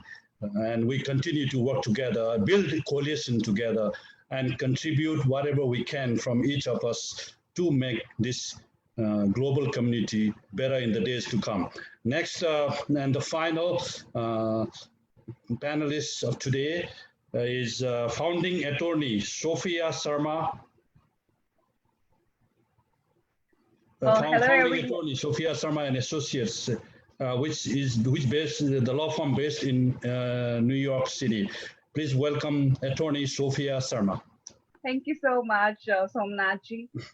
Thank you for organizing this event. Thank you, Malini Shah. Thank you, Victoria, Center of Women of New York, GPK Koirala Foundation. This is a wonderful effort, especially in this time when all of us need to come together, and especially women. We need to be here, support each other, empower each other, encourage each other, and be there in whichever way we can to support each other. So, first thing first, I'm the attorney. I'm an attorney in the city of New York. I have my own law firm, Sophia Sharma and Associates. I have also, on the side, I also work with a lot of NGOs wherein I can help and support the cause for domestic violence, women empowerment, and various issues like these. So I would just like to use this opportunity to let all of you know, I would be like looking for pro bono cases, like one case per like 2-3 months to help our society and community. Right now, it's still the beginning, so I wouldn't be able to take a lot of cases, but definitely going forward, I would like to help and coordinate with various NGOs out there and help the women, because whenever someone comes from any country, like especially South Asian countries, they go through a lot of domestic violence issues. And that is sometimes taken advantage by the spouse because he feels that he's a citizen or a green card holder, and he can particularly take advantage of the situation. A person who's coming from like outside wouldn't be much aware of the benefits of the support that the person can get here. So we have to help these women. There are various like immigration benefits as well. We also need to make sure that we educate women by telling them what are their rights, and also what are the few things that they need to be smart about. If it's especially in a situation where the person came here as an immigrant and the spouse is the abuser is a citizen or a green card holder, please make sure that you start collecting like some proof of their citizenship or their green card, and whatever you can like take proof of the abuse or the good faith, because these proofs can later on help you in proving your case and establishing your case.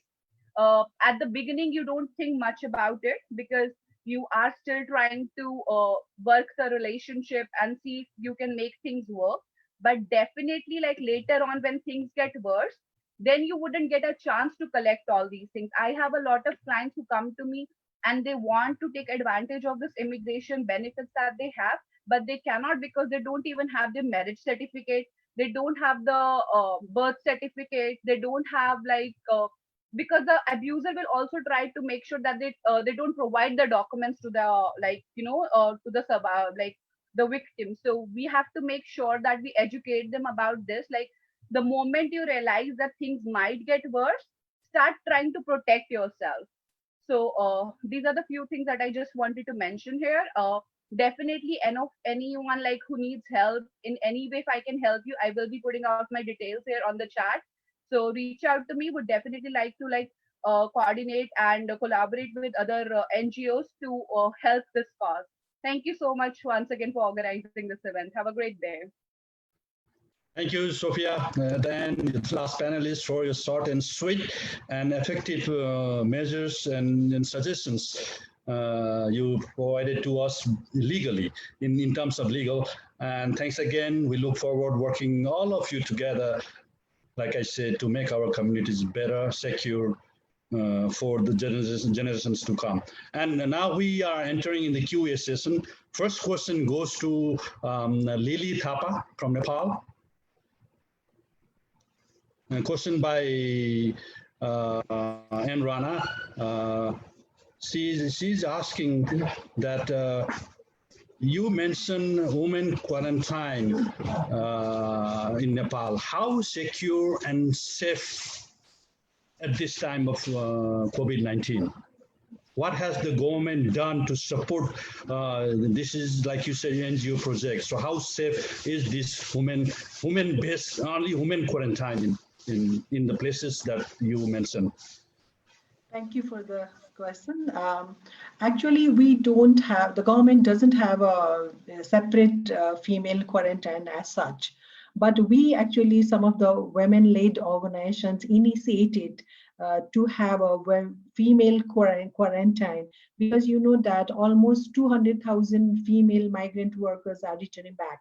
Just last week, we have 250 pregnant women from Dubai. You must have heard that news, because it has been all over the world. They are now next week also more than 1,500 female migrant workers, they are coming back. But we don't have a special female quarantine not in Nepal. But some of the organizations have opened that only female quarantine. Basically because we have heard a lot of cases in the quarantine outside in Kathmandu, in the districts, in the villages, where they've been raped, they've been sexually harassed, and most of the quarantine is not safe and secure for the women. That's why now you know that I'm been engaged in a high-level monitoring committee from the National Human Rights Commissions, and we've been continuously monitoring the quarantine, and especially focused on with the gender perspectives, and where we've been giving a lot of suggestions to the government to have a female quarantine. That is why government just initiated few in some villages in some parts of our country, but there is no such female quarantine. But we have, in my organizations, we've been running a quarantine in 21 districts where we have more than 700 female. They've been get the services from our quarantine. Basically, what the female migrant workers, they expect when they come back to home, they wanted to have a PCR test, which has not been able to do so far. Because the government said that we don't need to do the PCR test, and they've been sent out directly to the villages where they again have to be on a quarantine in their own villages before entering to the house, to their own home. So that's the kind of a process. It's not been properly managed by the government as well. So we've been continuously giving suggestion and the advocacy, doing a lot of advocacy in this regard. But we really need a female quarantine, because the quarantine is not a safe place for the women and the young women, especially the girls, and we are finding a lot of, the female exploitations in quarantine. And recently, just 2 days before, there was attempted rape in the quarantine, and 2 rape cases by the security personnel as well, who is giving services in the quarantine in one village in Nepal. So that is why we really need a separate quarantine for the female. That is why we've been doing a lot of advocacy. And in my organizations, right now we have 49 female migrant workers who just arrived last night from UAE. And that these all female migrant workers, they are not been there in foreign countries, by their own choice. They are forced to go and earn some money just because of the survival, And majority of the women who is now returned from foreign countries, they are all young. They are all young, below 40 years of age, and they are all semi-literate. They are not literate enough. And what we heard from them, because we did a quick survey once they arrived in our organization, in our quarantine, what we heard, they were in the transit in UAE or in Dubai from last 40 days with no money. They are forced to leave their job, so they don't have a money in their hand. From last 40 days, they were in a transit in their country. And again, they came here and they have to be in a holding center for a few days here in Kathmandu. Once immediately after they arrive here in Kathmandu, then again they are sent to their village, where they have to be another 14 days. Can you imagine? It takes almost 2-3 months to reach to their home. So it's really, we really very surprising, with the system of the government, and we are continuously doing a lot of advocacy to have a proper management in the quarantine and give the special attention to the female return migrant as well. And I'm continuously doing a lot of monitoring and giving suggestion to the policymakers as well, as a part of the NHRC, National Human Rights Commission's monitoring team. Thank you, Lily Thapa, for answering that questions. I hope the questioner got the kind of idea, and hopefully the female quarantine that you are doing under your leadership will be secure and in safe mode. Thanks again. Next question goes to. Just wanted to add one thing, Somnathji, because we know that many of our country having a lot of our female migrant returnees, So basically in India, in Pakistan, and Bangladesh, in Nepal, in South Asia, we'll have more migrant returnees coming to our country. And that in many of our countries, especially Nepal, is totally based on the remittance. That Nepal is totally not only based in remittance, we are based in tourism, and we are based in microeconomic. And all these 3 areas has been highly affected by this COVID, and there will be no remittance as such, and there will be tourism is highly affected. And these microeconomic businesses, which basically the women were engaged, they are not been, now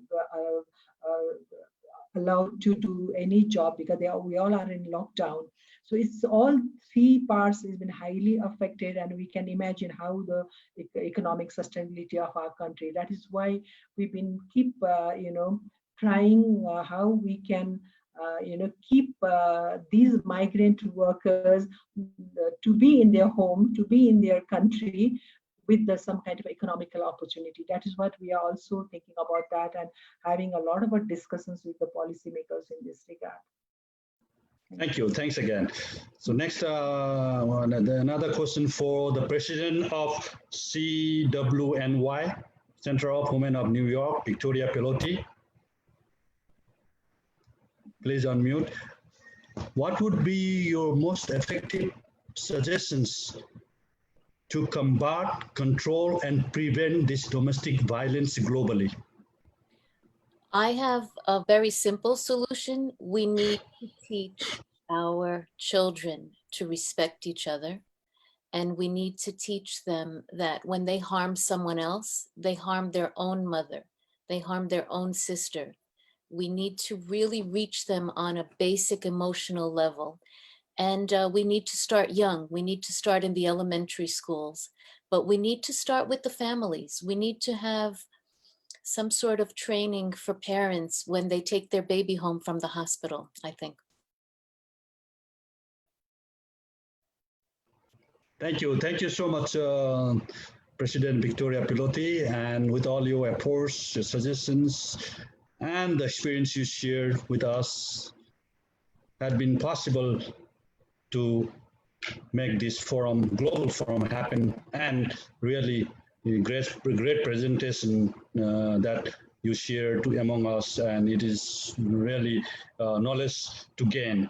And thanks again. If any of our panelists or our participants here have any questions, those were the questions that I received from our Facebook Live that has been already addressed. Now, if any one of our panelists want to ask anyone, please feel free. We have 5 more minutes left. And after that, we will close this forum. I welcome. Can I say something? Yes, go ahead. Ask Can the I? question to, yeah. Yeah. Yes. Yes. I wanted to say something. I had written when this COVID started, I had written that this quarantine brings forth the character of a person, the education, upbringing, culture, environment, mindset. It talks about the parents and the family of a person. It has brought forth the character of a person, these 3 months or 2 months. I have a deep feeling that now we have talked on a world level from Africa, Brazil, India, the America, which we consider as the most developed nation of the world. Still, same things are going there, which are happening in India, in South Asia, or a remote area in Africa or Asia. So that brings that we have to cater to the root problem, the roots of this problem. That means that all of us are very wrong the way we bring up our children, especially the boys. Yes. So this means that we have to concentrate how we are bringing up our family, that all parents, at least most of them are going wrong in bringing up their boys or their girls. That means parents need to be educated before giving birth to a child. They need to be tutored. That is why today we are here at a forum, and so many organizations are working on domestic violence. Why? Because the children are not brought up properly. They are not educated. They are not in the right environment. I think the organizations, the government, the police, they need to focus on this basic question. So there's a need of a cultural revolution. Yes. Instead of making a women army, we need to work on cultural revolution, how to bring up our children. There needs to be a course correction in our education system.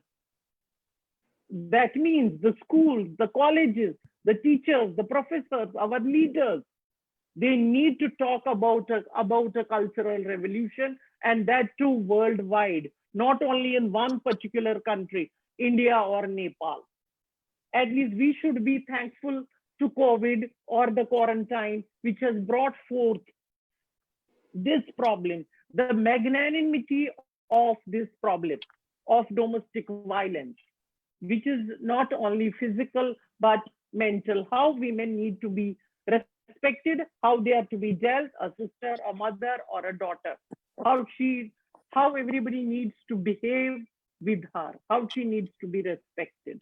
I think we should go to the root cause of the problem. How it needs to be watered, what soil, which soil, and the fertilizer we need to give. We are trying to do the correction at the time of flowering or cutting the branches or the leaves. I think we need to go to the basic, the watering and soiling we need to go to that. Thank you, was my Thank you so much for your valuable advices.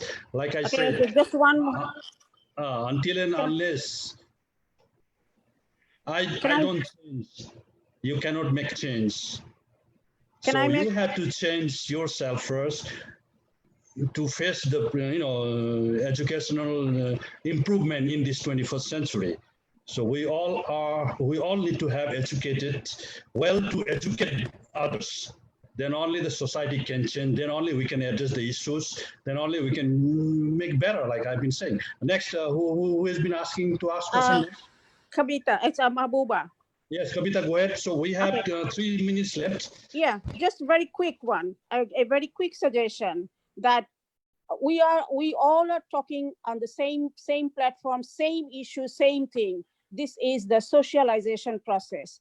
Can we work on abolishing the patriarchy where both men and women both are on the comfort zone, both men and women? So can we take initiative to abolish this patriarchy and work accordingly through the school system, through the childbirth, through their socialization process, how we can put together all these things in our training module, curriculum, and our education system. Thank you so much. Yes, thank you. This only will happen once we all get knowledge and we all educate, and the knowledge we share to other must be equal, So we should not do. But that patriarchy is a biased gender, division of labor, gender, bringing resources to the family, and biased respecting to each other, right? That our socialization process teach us or taught us. So if we can address this patriarchy, to root out this patriarchy, that could help us to minimize, compromise. It's not compromise, to see the balanced relationship. It's not equity. It's just to respect each other, have the equal relationship to each other, not only husband and wife, but also all partners, with the parents, with the children, with the siblings, with the neighbors, with the community, and in everywhere. Thank you. Thank you. Like Victoria said, we have to educate our children first. That's correct. Yeah, that's correct. Yeah. Thank you. So I'd like to acknowledge some of the participants here. Bina Kol Katsu, Maya Serpa, Sophia Kerisha, Dibya Chandra, Mikael Linke, Vidurman Singh Basnet, and the rest are our panelists that we have circulated in our flyer already. And with that, last remarks, if Teresa can share a minute of last remarks from Brazil.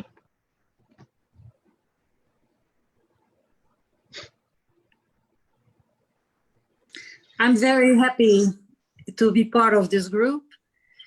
We are uniting all world, and it's in the end, you see, it's education. Yes. It's just one word.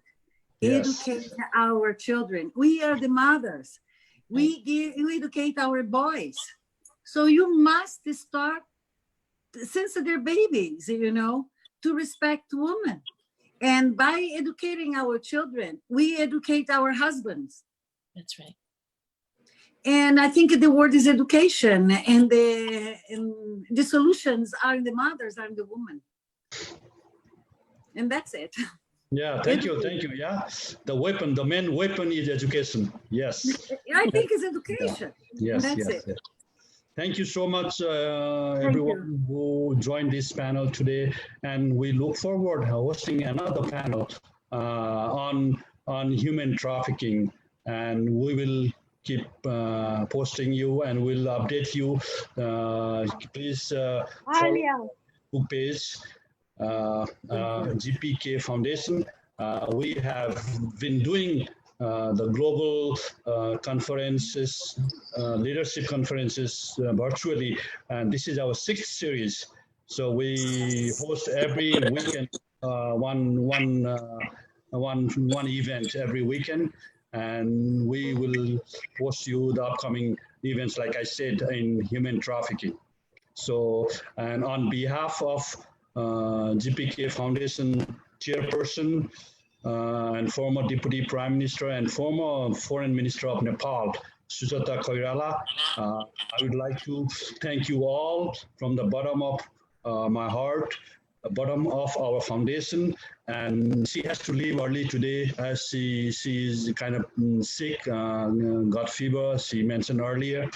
So, and we could not listen to her word of thanks or remarks at the end. And on behalf of her and on behalf of our entire foundation, like you all know, the GPK Foundation has 18 branches all over the world: Europe, Asia, Australia, Africa, and in America right here. And I am the president of the GPK Foundation America. And we love and we extend our hands together to work with you all for the better future of our generations to come.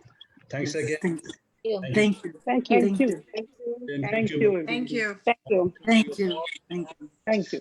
And stay safe, stay healthy, and Same let's, to you. Yeah. let's face the issues Thank you. and get up with the solutions with all your ideas and experiences, how we can make it better ahead. Thanks again. Thank you. Thank you. Thank you. Thank you, Lily Thabaji from Nepal, for your valuable presentation. Thank you so much. Thank Thank you so you. much. Thank you, everybody. Nice to see everybody. Thank you, Well. everyone. Thank you. Thank you, Sophia. Great to listen to Thank you. guys. Very much. Thank you, Teresa. It was a Somebody nice has asked me to join. Thank you. I'm sorry I Yes. was, but it was really nice. Thank you. Bye-bye. Yeah. Bye.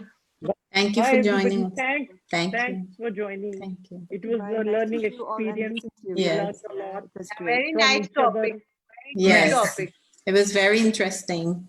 Yes, Everybody especially the spoke very well. education one with the younger ones, and of course the education it should be starting from home, because it says parents are the first teachers. Like, before they go to school, the kids learn from home. So once they start going to the school, if the parents really cooperate with the teachers and work on the same basis, so we have to be on the same, the children has to be on the same page, what teachers say at school and the parents say at home. Because if the adults say two different things, then we put the confusion in children's mind.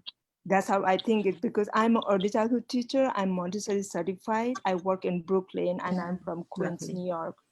So it is a yes, like, and every children, they are different, they learn differently, they have different emotions. So we cannot make a fixed one kind of rule for everybody, because it has to be different, because we have different emotions as a human being. There should be a general guidance of the rules the children needs to follow, but some children needs more time to work on that. And some just grabs it quickly, like just like, if you ask them to do it. But when we ask them to do something, instead of being a dictator and telling them what to do, we just ask them, oh, can you do that? Would you do that? Like, instead of indirect way of saying, and then making them as a friend, instead, oh, I'm an adult, you have to listen what I'm saying, or I'm a teacher, you have to do that, or what I'm saying, or I'm a mom, you have to do what I'm saying. Instead of that, just be like, just try to understand the emotion, and maybe we can, hopefully one day we can, just because we have to put a very good seed in the young children to make a future generation good. Yes, I agree with you guys. So that hopefully domestic violence is hopefully it's gonna go minimized.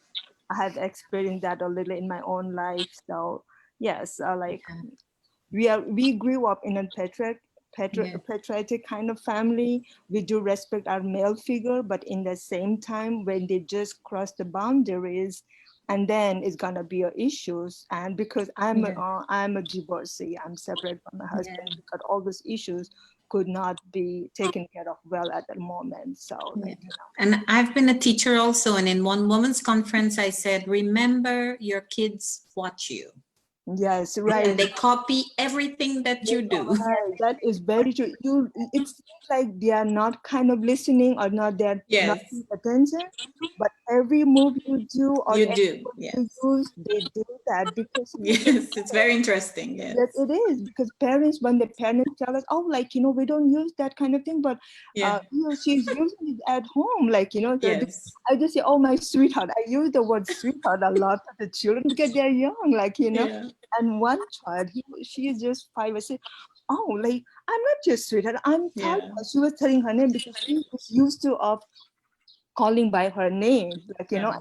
Other children, they feel very like kind of loving and caring. They feel good when I say, oh, sweetheart, can you do that one? Like, you know, bring that one kind of less activity.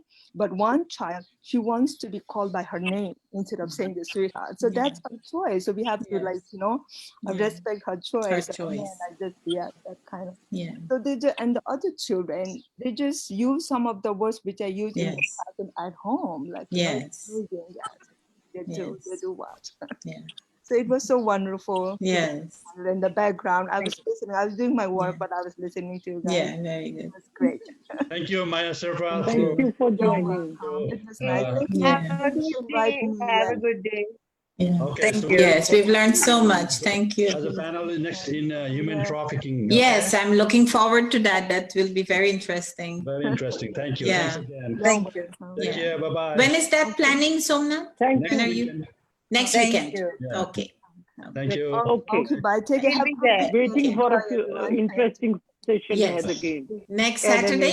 Thank Most probably, yeah. Okay. I'll update you tomorrow or Okay. Tuesday. Oh, thank you. Thank you. Thank you. Thank you, Foundation, for Keep keeping this checking. session. Keep on checking our Thank you. Facebook page. Okay. GPK Foundation. Yes, All we the will do updates are that. there. All the you. live Will tell programs us. are there. All the recorded are there. So please keep on your eyes over there. And if you could share all those programs that we have been doing so far. This is our 6th series. Again, thanks again. Thank you all. Thank you. And Thank you. Thank you. Thank you. Thank you, Malini. Thank you, Thank you. everybody. Thank you Thanks. so Thank you so Thank you so much, much. Malini. Thank you. Kusumji, bye. Good Thank night. you. Thank you, Sophia, for joining. Thank you, Somnathji. So nice Thank of you. you. Yeah, Bye. it Yeah, was bye, lovely, bye, lovely. bye. Nice. Thank you.